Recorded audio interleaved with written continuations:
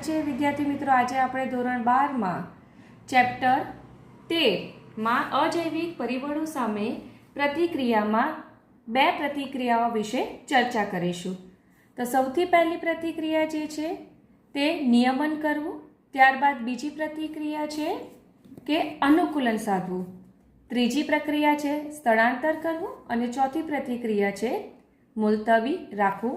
તો આપણે લાસ્ટ વિડીયોમાં બે પ્રતિક્રિયાઓ વિશે ચર્ચા કરી ગયા, તો આજે આપણે અન્ય બે પ્રતિક્રિયાઓ વિશે ચર્ચા કરીશું। તેમાંની એક પ્રતિક્રિયા છે સ્થળાંતર કરવું।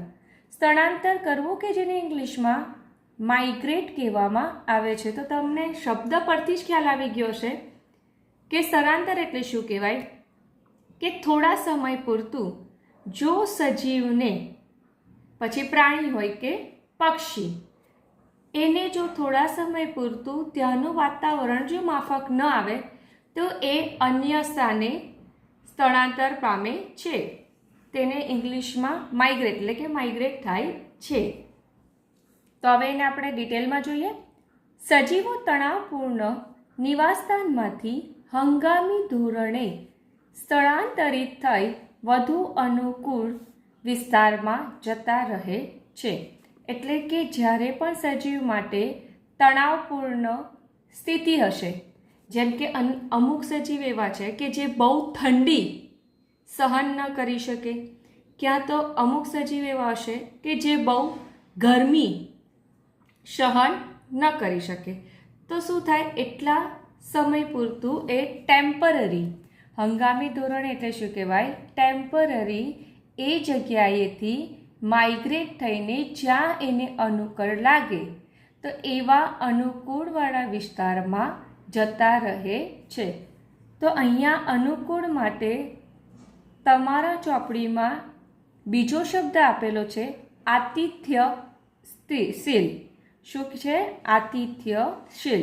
તો તમારે આ વધુ અનુકૂળ શબ્દ તો યાદ રાખવાનો છે, એની સાથે સાથે તમારે આ આતિથ્યશીલ અને હોસ્પિટેબલ શબ્દ પણ યાદ રાખવાનો।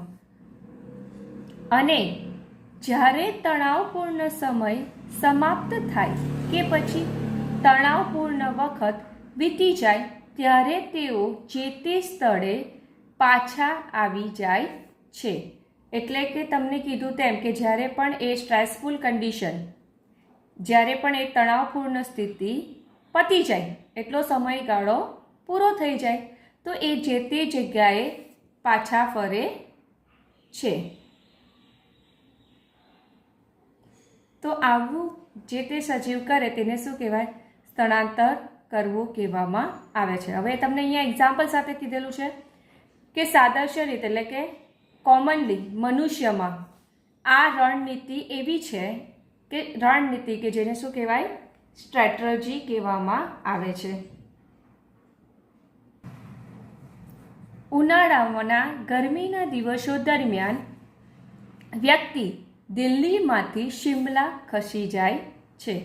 હવે તમે વિદ્યાર્થી મિત્રો ન્યૂઝ તો જોતા જ હશો, પેપર પણ થોડું ઘણું વાંચતા હશો, એવું મારું માનવું છે કે જ્યારે દિલ્હીમાં બહુ ગરમી પડે છે, દિલ્હીમાં ઠંડી પણ એટલી જ પડે અને ગરમી પણ બહુ વધારે પડે, કારણ કે દિલ્હીમાં બહુ ઠંડી અને બહુ ગરમી પડવાનું રીઝન એટલે છે કે ત્યાં પ્રદૂષણની માત્રા વધારે છે અને ત્યાં પ્રદૂષણની માત્રા વધારે હોવાને પરિણામે ત્યાં ગરમી બહુ સખત પડે છે। આપણે કહે ને દજી જવાય એવી ગરમી પડે છે। તો ત્યાં દિલ્હીમાં રહેતા લોકો શું કરે છે, ઉનાળા દરમિયાન ઓલમોસ્ટ એવું હોય કે મે વેકેશન ચાલતું હોય, ઉનાળાની રજાઓ હોય સ્કૂલમાં, તો ઘણા એવા વ્યક્તિ શું કરે છે, એટલા ટાઈમ ડ્યુરેશન માટે દિલ્હીમાંથી નીકળીને શિમલા જેવા જગ્યાએ ફરવા જાય છે। તો આવી રીતે એ શું કરે છે, સ્થળાંતર થોડા સમય માટે કરે છે, કારણ કે શિમલા એ ઠંડકવાળો પ્રદેશ છે। પરિણામે જે ઉનાળાની જે ગરમીના દિવસો દરમિયાન વ્યક્તિ દિલ્હી જેવા દિલ્હીમાંથી નીકળીને શિમલામાં જતા રહે છે। ઘણા પ્રાણીઓ પણ, એકલું મનુષ્ય જ આવું નથી કરતા, ઘણા પ્રાણીઓ પણ, ખાસ કરીને પક્ષીઓ, પ્રાણીઓમાં પણ કોણ, તો પક્ષીઓ શિયાળા દરમિયાન લાંબા અંતરનો પ્રવાસ કરીને વધુ અનુકૂળ વિસ્તારમાં સ્થળાંતરિત થઈ જાય છે. એટલે કે પક્ષીઓ શું કરે છે કે જ્યારે એ લોકો જે જગ્યાએ રહેતા હોય તો તે જગ્યાએ જ્યારે બહુ ઠંડી પડે તો એ ત્યાંથી માઇગ્રેટ થઈને એક લાંબો અંતર કાપીને અનુકૂળ હોય તેવા વિસ્તારમાં માઇગ્રેટ થઈ જાય છે. પછી જેમ એ વિસ્તારમાં શિયાળો પતે તો એ ત્યાં પાછા ફરે છે. દરેક શિયાળામાં રાજસ્થાનમાં ખૂબ જ જાણીતો કેવલા રાષ્ટ્રીય ઉદ્યાન ભરતપુરમાં આવેલો છે. એ સાઇબેરિયા અને અન્ય અતિશય ઠંડા ઉત્તરીય વિસ્તારોમાંથી આવતા હજારો પ્રવાસી પક્ષીઓનું યજમાન સ્થળ બની સ્વાગત કરે છે.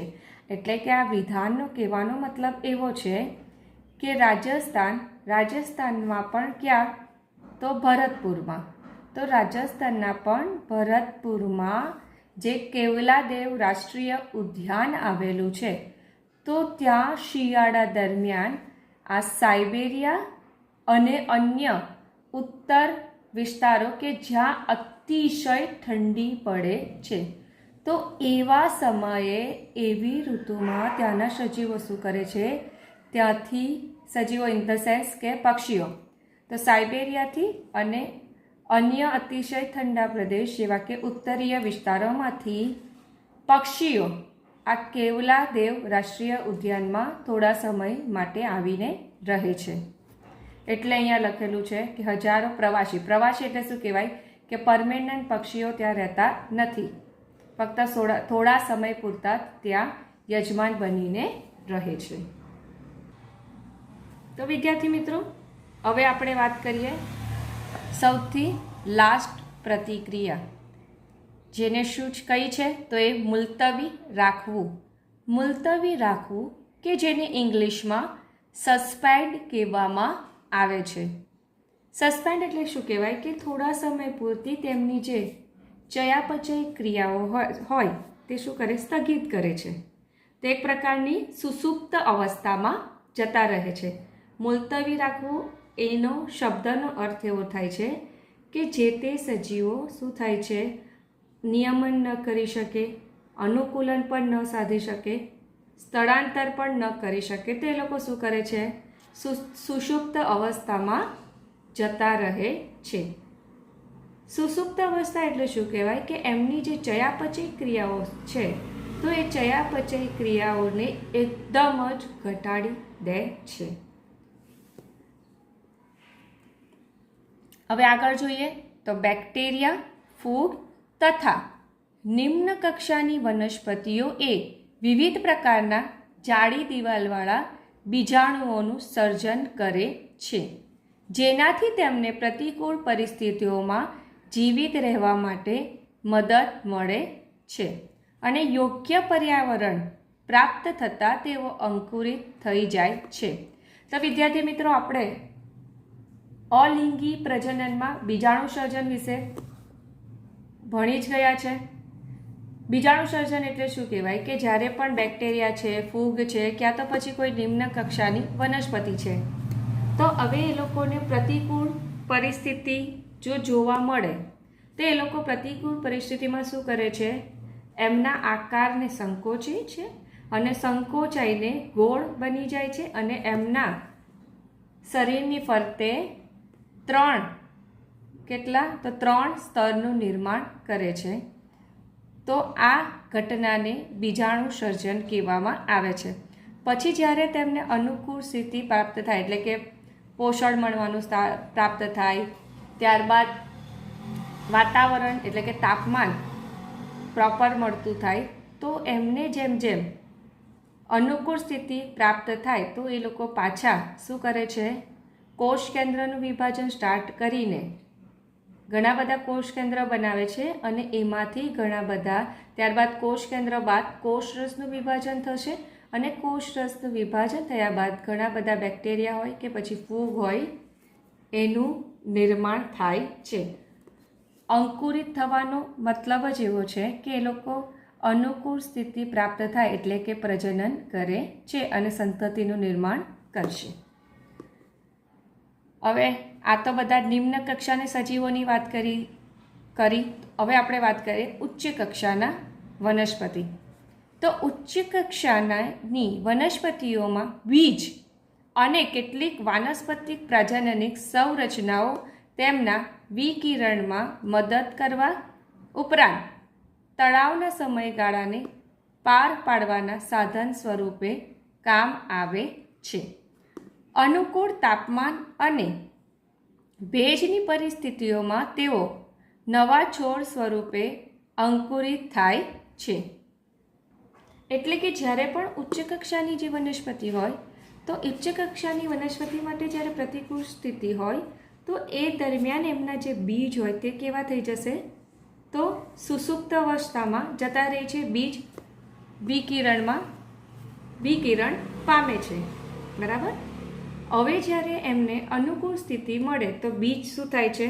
અંકુરણ પામે છે, અંકુરિત થાય છે.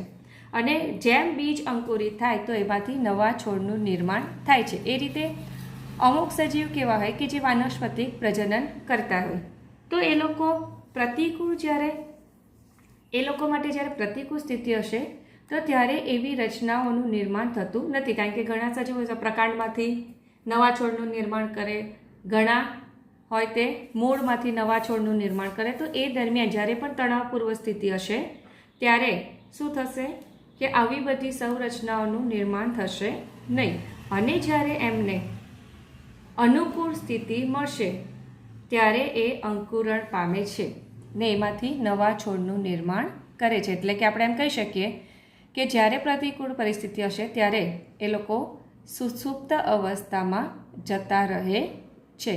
તો સુષુપ્ત અવસ્થામાં શું થાય છે? તો સુષુપ્ત અવસ્થામાં તેઓ તેમની ચયાપચય ક્રિયાઓ ઘટાડી દે છે. અને ચયાપચય ક્રિયાઓ ઘટાડી દે પરિણામે ઝડપથી બીજ કે પછી વાનસ્પતિક પ્રજનન એક રચના છે કે જેઓ વિભાજન કરતા નથી, એટલે કે અંકુરણ પામતા નથી. એકવાર ફરી પાછું કહું છું કે ઉચ્ચ કક્ષાના સજીવો શું થાય છે કે જ્યારે પણ પ્રતિકૂળ પરિસ્થિતિ હશે ત્યારે એ લોકો સુષુપ્ત અવસ્થામાં જતા રહેશે અને જ્યારે અનુકૂળ પરિસ્થિતિ આવે ત્યારે એ લોકો અંકુરણ પામે છે. પછી બીજ દ્વારા અંકુરણ પામશે ક્યાં તો પછી વાનસ્પતિક પ્રજનન કરે છે. આગળ વાત કરીએ. હવે આપણે પ્રાણીઓની વાત કરીએ. પ્રાણીઓમાં સજીવો જો સ્થળાંતર કરવા માટે અસમર્થ હોય તો તેઓ તે સમયે ત્યાંથી પલાયન થઈ તણાવને ટાળી દે છે. મતલબ કે ઘણા પ્રાણી એવા પણ છે કે આટલો લાંબો પ્રવાસ કરી શકતા નથી. તો એવા સજીવો શું કરે છે? તે એવા પ્રાણીઓ થોડા સમય માટે ભાગી જાય છે. ભાગી જાય એટલે શું થાય છે? ગુફામાં જતા રહે, ગ્રીષ્મ નિંદ્રામાં જતા રહે કે શીત નિંદ્રામાં જતા રહે છે. તો આ ગ્રીષ્મ નિંદ્રા છે, શીત નિંદ્રા છે, તો એને શું કહેવાય? પ્રાણીઓની સુષુપ્ત અવસ્થા કહેવામાં આવે છે. જેમ કે દેડકાની વાત કરીએ ને તો દેડકો શું થાય છે? દેડકો બહુ ઉનાળો અને શિયાળો એ સહન કરી શકતો નથી અને એ પાણીમાં રહે તો એ કશે ભાગી પણ ન શકે. ભાગી ઇન ધ સેન્સ કે લાંબો પ્રવાસ કશે કરી ન શકે.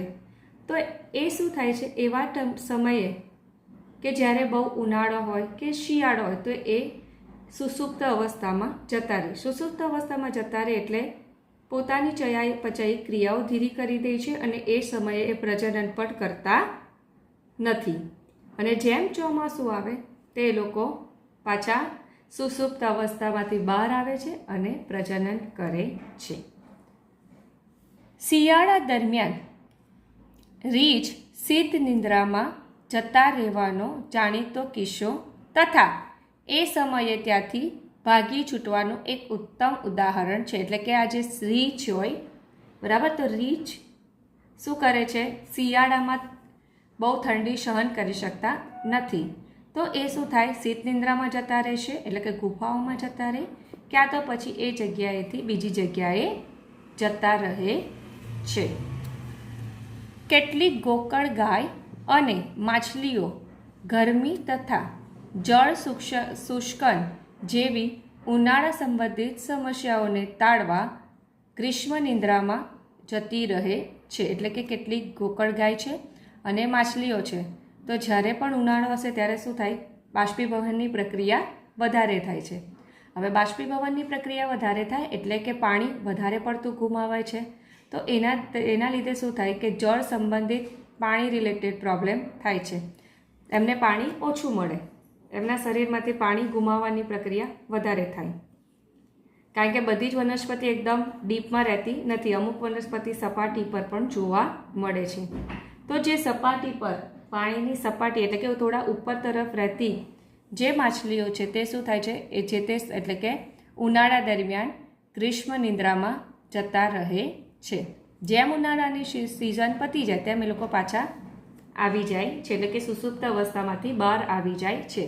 જો શિયાળામાં સુસુપ્ત અવસ્થામાં જાય તો એને શીત નિંદ્રા કહેવાય, અને ઉનાળામાં સુસુપ્ત અવસ્થામાં જાય તો એને ગ્રીષ્મ નિંદ્રા કહેવામાં આવે છે. તો પ્રતિકૂળ પરિસ્થિતિઓમાં સરોવરો તથા તળાવોમાં ઘણી પ્રાણી પ્લવકોની જાતિઓ સુસુપ્ત અવસ્થા ધારણ કરવા માટે જાણીતી છે. એટલે કે સરોવરો છે, તળાવો છે કે જેમાં રહેતા જલીય પ્રાણી છે, તો જ્યારે પણ એમને પ્રતિકૂળ પરિસ્થિતિ મળે તો એ પ્રતિકૂળ પરિસ્થિતિમાં ઘણી એવી પ્રાણી પ્લવકોની જાતિ છે, તો એ સુસુપ્ત અવસ્થામાં જતા રહે છે. હવે આ શબ્દ તમારે ધ્યાનમાં રાખવાનો કે ડિસ્પોઝ ધેટ મીન્સ ધ વિપરીત પર્યાવરણીય પરિસ્થિતિઓ સામે વિકાસમાં વિલંબ કરતી પ્રાણીઓની સુસુપ્તતાની શારીરિક અવસ્થા કે જેને પ્રાણી સુસુપ્ત અવસ્થા પણ કહેવામાં આવે છે. આ ખાસ ધ્યાનમાં રાખવાનું. ડિસ્પોઝ એટલે શું કહેવાય કે જ્યારે પણ વિપરીત પરિસ્થિતિ હશે પર્યાવરણની તો એ દરમિયાન જે તે પ્રાણી સુસુપ્ત અવસ્થામાં જતા રહે છે. સુસુપ્ત અવસ્થા એટલે શું કરશે કે લોકો પ્રજનન નહીં કરશે, બહુ ચયાપચય ક્રિયાઓ એ બધું એમની એકદમ જ ઘટી જાય છે. એમનો વિકાસ પણ જે તે સમય પૂરતો ત્યાં સ્થગિત થઈ જાય છે. અહીંયા શબ્દ કયો વાપરો છે? સ્થગિત. અટકી જાય એવો શબ્દ નથી વાપરો, સ્થગિત થઈ જાય છે. સુસુપ્ત અવસ્થા કે જેને ડિસ્પોઝ બી કહેવામાં આવે કે જે નિલંબિત વિકાસની એક અવસ્થા છે, એટલે કે થોડા સમય સુધી જે તે વિકાસ સ્થગિત થઈ જાય છે. વિકાસનો જે સમયગાળો લંબાય એટલે નિલંબિત વિકાસની એક અવસ્થા એને કહેવામાં આવે છે. તો વિદ્યાર્થી મિત્રો, આપણો અહીંયા અજૈવિક પરિબળો સામે પ્રતિક્રિયા સજીવો કઈ રીતે કરે છે તે ટોપિક પૂરો થયો. મતલબ અમુક સજીવો નિયમન કરે છે એટલે કે બોડી ટેમ્પરેચર મેન્ટેન કરે છે, અમુક સજીવો અનુકૂલિત સાધી લે છે એટલે કે ભાઈ તાપમાન બદલાય તો ઉપર શરીરનું તાપમાન બદલી લો.